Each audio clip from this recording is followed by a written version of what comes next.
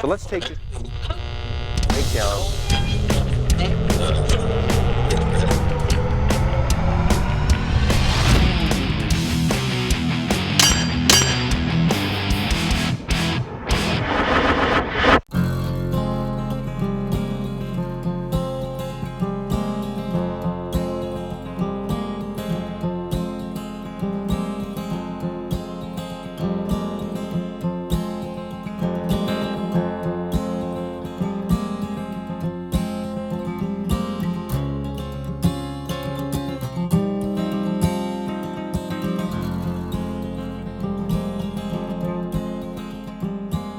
The toughest part of this tag has probably just been coming up and scouting and finding out which one is the best goat to shoot. Tomorrow it seems like there's going to be a few people around on opening day, but we want to be patient and hopefully find the right one. I think that's going to be the trick to it, is being patient and finding the right goat.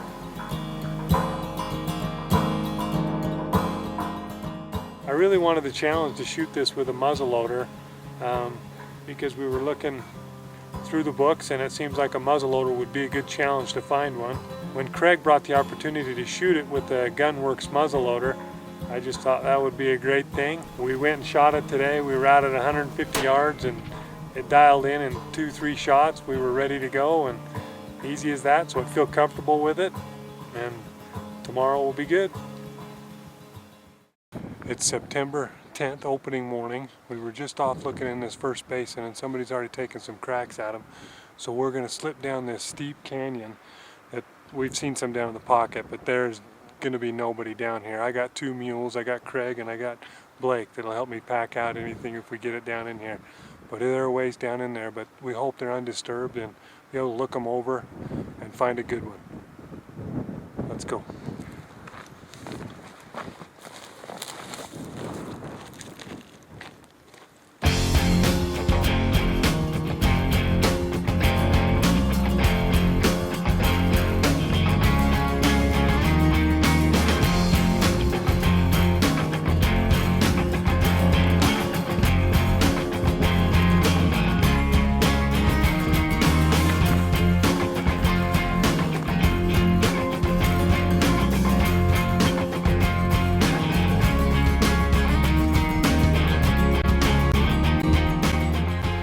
Sides of this are pretty good cliffs.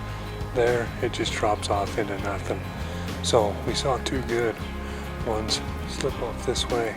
We're going to slip around this side and see if we can't get an advantage on it and look them over and see if they're within range so we can get them.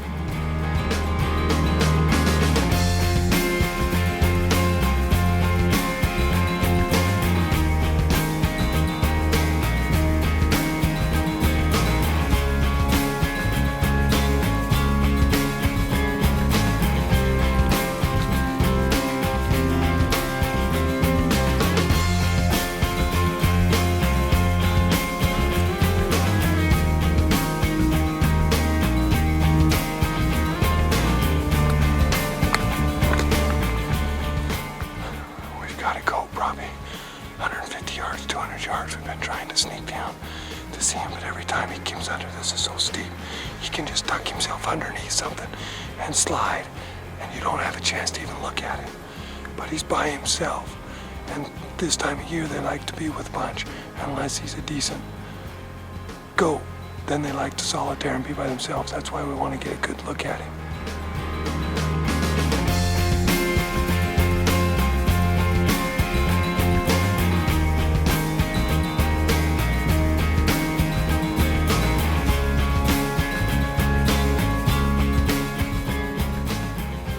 We just come down off this ridge and happen to look back up on that ridge, and the whole big band of billies is sitting up there.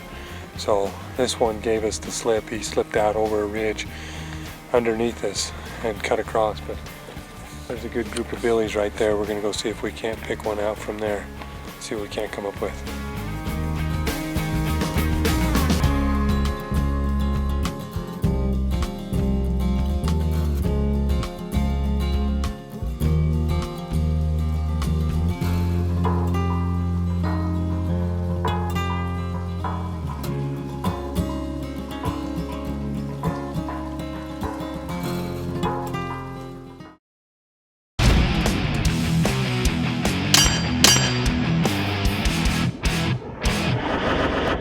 Then when my buddy Cliff had called me and told me he'd drawn this tag, it's a once-in-a-lifetime opportunity and he'd been applying for 14 years, I was quick to offer all the services I could help.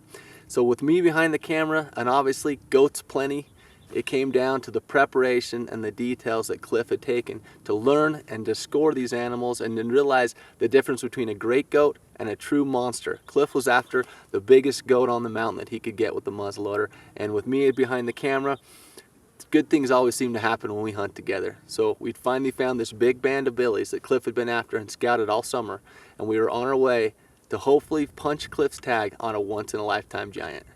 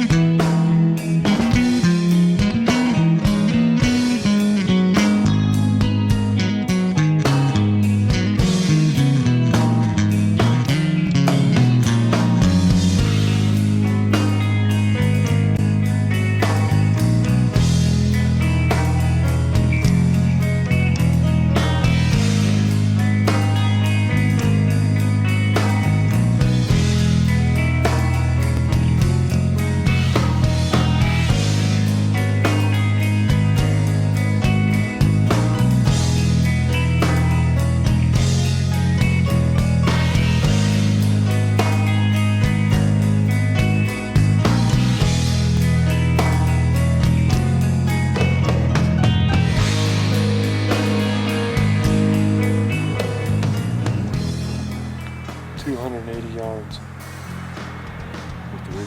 301. We gotta wait for him to come a little closer. We'll be about 150 yards shot, right where we tuned the gun in yesterday. The other ones are about 500 yards away, 481, and we might just wait a little bit to see where they come out at and what's going on.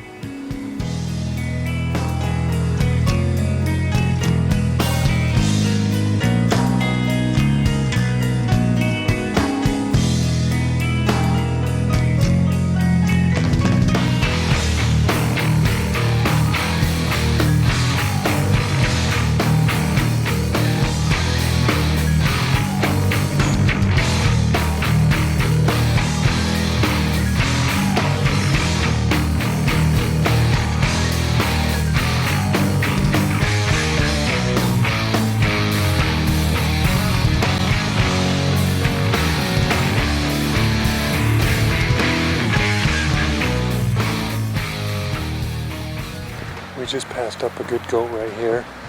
We figured he'd go 51, but we're gonna head up here. We think there's a bigger one up here. We're gonna run the table and see if we can't get him. That's what hunting's about. That's exciting. Dag nabbit, I'm nervous as Nelly now.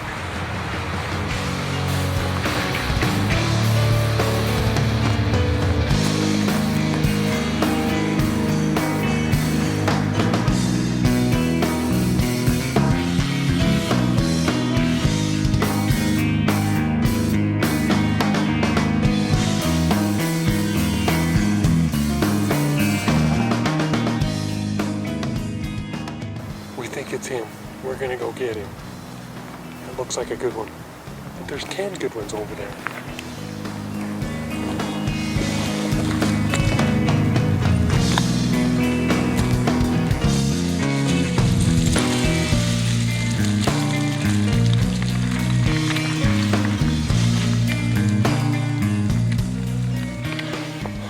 We came along here. We watched all the goats go right over this knob. Hopefully they're there when we get over there. Blake's up there, he's signaling us to come up and look at him. So it looks like it's getting close.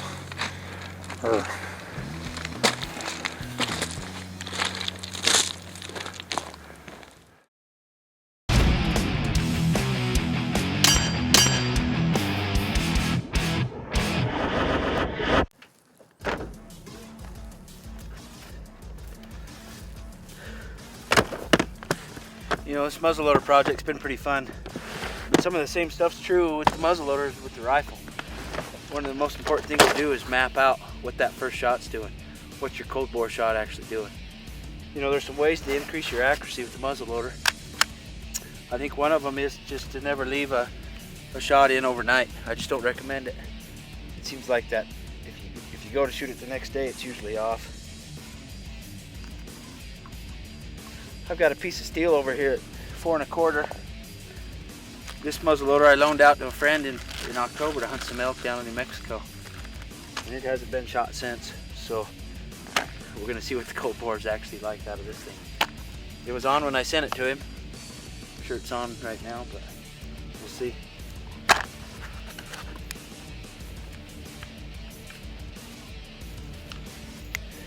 You know, your point of impact might change also if your barrel's warm. So you want to see what your rifle's doing or your muzzleloader's doing on a warm barrel also, not just a cold one. It's seated pretty good.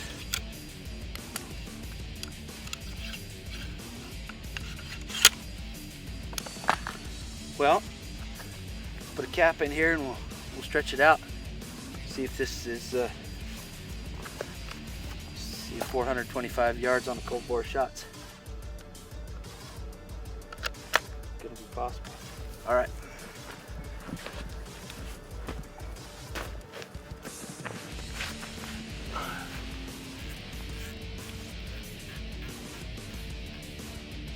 I might just double check that real quick.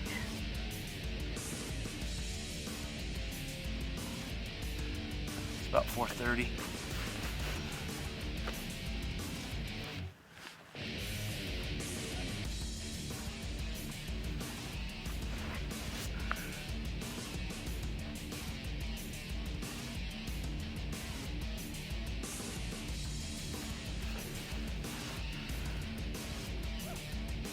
Little bit of crosswind, not much.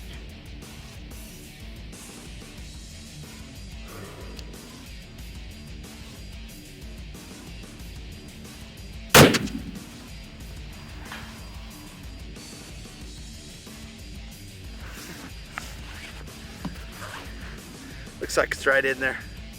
That's 425 yards with the muzzleloader. Like I said, that thing hasn't been shot since October. And that cold bore shot's right in there. We're shooting a little 12-inch piece of steel. I'd say that's a kill shot. I'm gonna try it again, just make sure it wasn't lucky.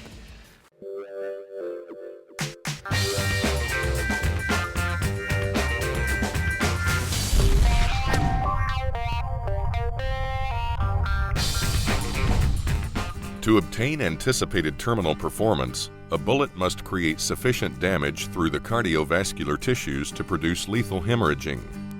The mechanism of damage occurs by cavitation and penetration, creating a wound cavity. A typical wound cavity has a short upset depth, followed by a larger void created by the violent cavitation of the expanding bullet.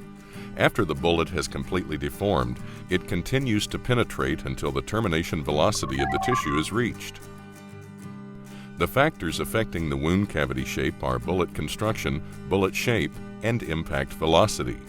Long-range hunting bullets can generally be classified into 3 main categories: penetrating, expanding, and hollow point. Penetrating bullets are usually designed to retain a significant percentage of original weight to increase penetration depth. Many are monolith solids or use creative jackets or bonded cores. Initially, the bullet upset is controlled by the tip material, followed by bullet expansion. The tougher construction minimizes overall expansion, resulting in a smaller expansion cavity. However, overall penetration depth is typically much greater. Expanding bullets feature a simple copper jacket and lead core with a lead or plastic tip that facilitates initial expansion. The softer than copper tip is displaced by the initial impact, leaving a larger surface area and increasing the amount of force exerted on the bullet's nose to initiate expansion. The upset distance is shorter, but the early expansion and simple construction creates a large wound cavity that will extend as deep as the bullet continues to expand. Additional energy is used to deform the bullet and results in shorter overall penetration depth. A bullet without an expansion initiating tip of plastic or lead can be classified as a hollow point. The surface area of the bullet is significantly smaller, and less force is exerted on the initial expansion. The upset distance is typically greater as the bullet nose begins to deform. The nose eventually deforms to a similar cross-sectional area as the expanding bullet and creates a similar wound cavity. Understanding how your bullet will perform is an important part of selecting your shot presentation and placement.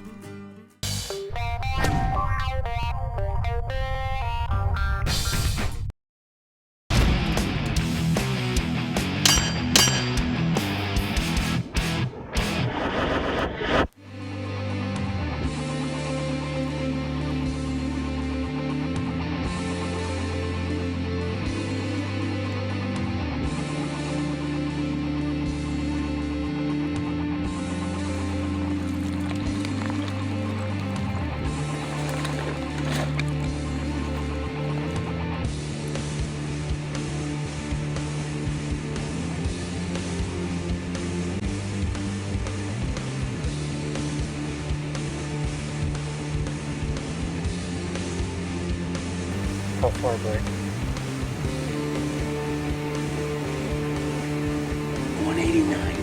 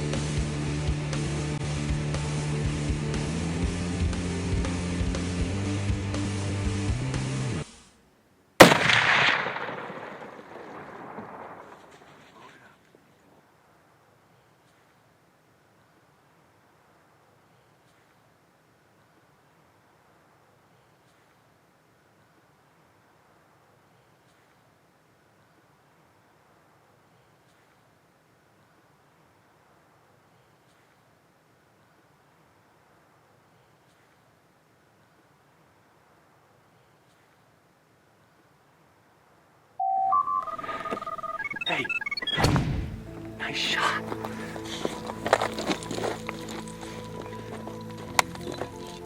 Sweet. How do you feel? Feel good? Feel good? He's laying there. He's just laying there.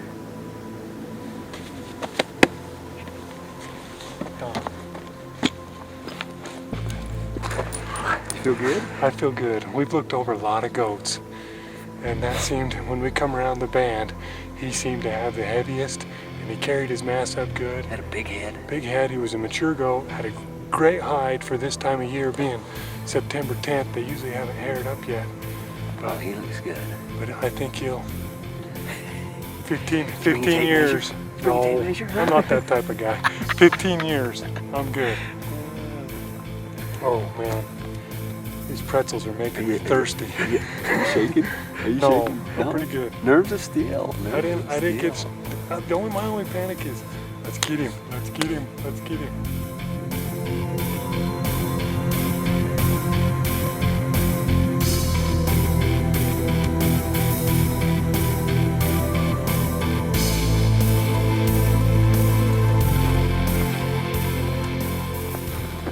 That's where I punched him.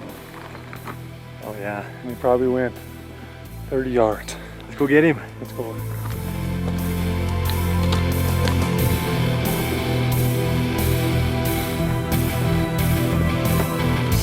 Oh yes, Cliff. Good job. Dead?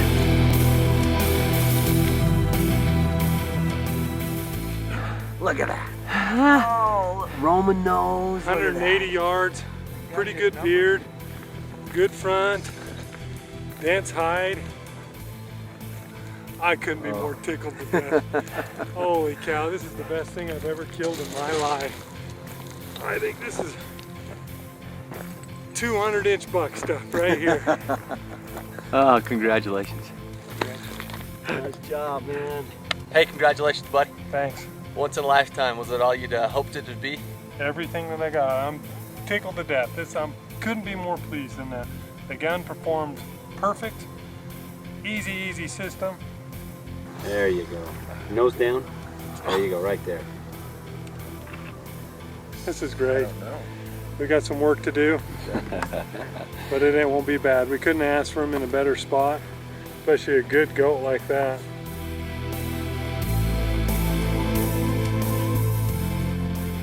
So congratulations goes out to Cliff.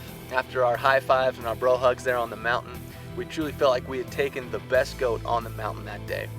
After the 60-day drying period required for the Boone and Crockett record books, Cliff's goat ended up scoring the new #2 all-time in the world with the muzzleloader, 2/10 under the world record, so real close there.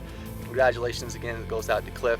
Just goes to show a little bit of time and preparation and maybe a little luck too in the right equipment pays off in a great hunt.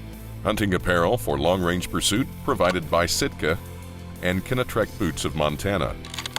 License applications made through Cabela's Tags. Brought to you by Gunwerks, G7 Optics, Night Force, Hornady, and Caldwell Shooting Supplies.